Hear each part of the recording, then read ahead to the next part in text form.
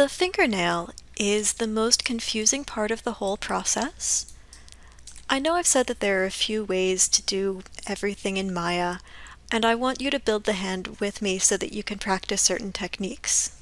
This is one of those places where there are a lot of different ways to make fingernails, and I want you to use this one so that you can practice with this tool. What I am going to do is take these two faces at the back of the finger, right where the nail sits, and in my Shift right click menu, I'm going to run the extrude command. With extrude, I'm going to make an offset. Let's try a 0.1, and you see that that puts a little double line around my fingernail. That looks a little bit thin for me. Let's see what a 0.2 does. That might be a little bit better for my fingernail. That looks fine. If I move into 3 mode, definitely don't want 3 divisions. If I deselect and I move into 3 mode, you'll see that already that is flattening that area out. So that was my first extrusion.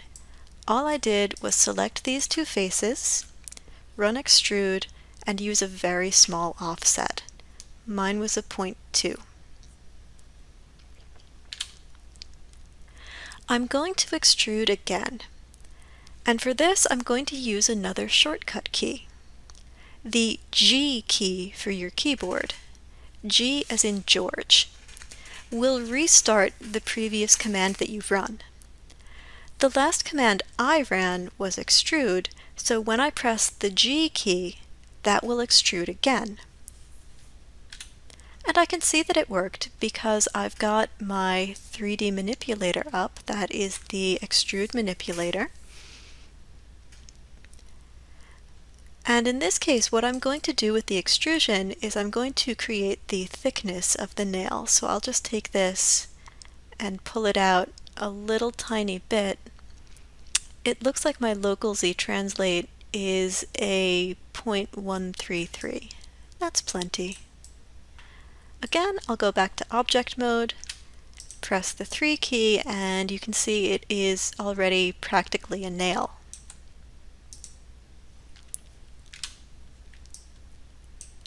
So that was 2 extrusions, one with an offset and a second one to pull the nail out.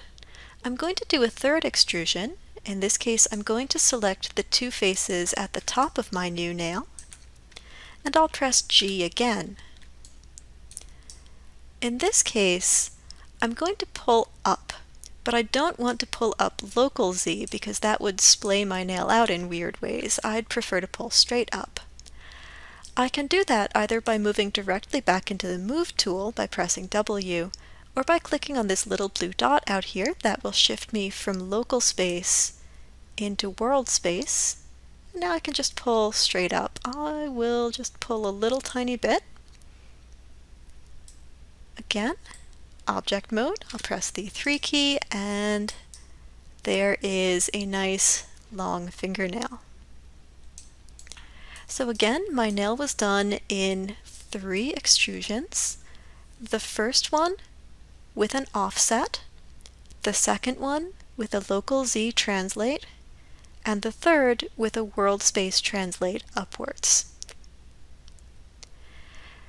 After I ran extrude the first time, I was able to use the G key on my keyboard to repeat the extrude tool.